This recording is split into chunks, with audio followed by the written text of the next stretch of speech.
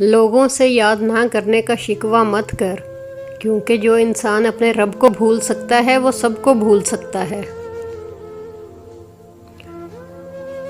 توبہ ایسا دروازہ ہے جو موت کی ہچکی تک کھلا رہتا ہے۔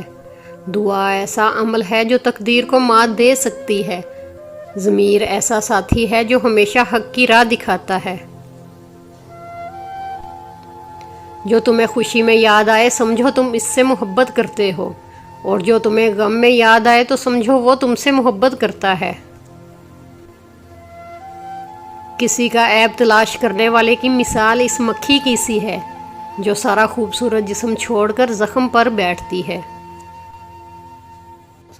رشتوں کو مضبوط رکھنے کے 2 راز: جب آپ غلط ہوں تو اپنی غلطی تسلیم کریں، جب آپ صحیح ہوں تو صرف خاموشی اختیار کریں۔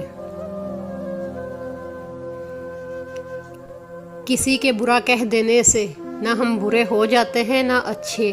اپنی زبان سے ہر شخص اپنا ظرف دکھاتا ہے، دوسرے کا عکس نہیں۔ اپنے وہ نہیں ہوتے جو رونے پر آتے ہیں، اپنے وہ ہوتے ہیں جو رونے ہی نہیں دیتے۔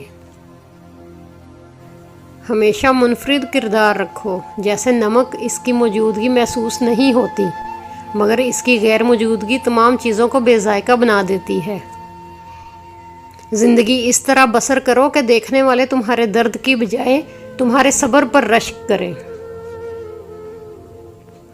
جب تم بغیر کسی وجہ کے خوشی محسوس کرو تو یقین کر لو کہ کوئی نہ کوئی کہیں نہ کہیں آپ کے لیے دعا کر رہا ہے۔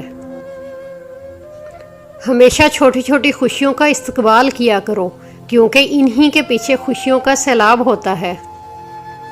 کتنا عظیم ہے وہ انسان جو اپنا غم سینے میں چھپائے رکھتا ہے اور زندگی بھر ان سے مسکرا مسکرا کر کھیلتا ہے۔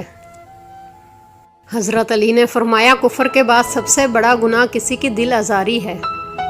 تو اپنی بارگاہ میں مجھ کو بلند رکھ، دنیا گرائے نظر سے یا آسمان سے۔ خاک ہوں، کچھ بھی نہیں ہوں میں، جس نے جو سمجھا بس وہی ہوں میں۔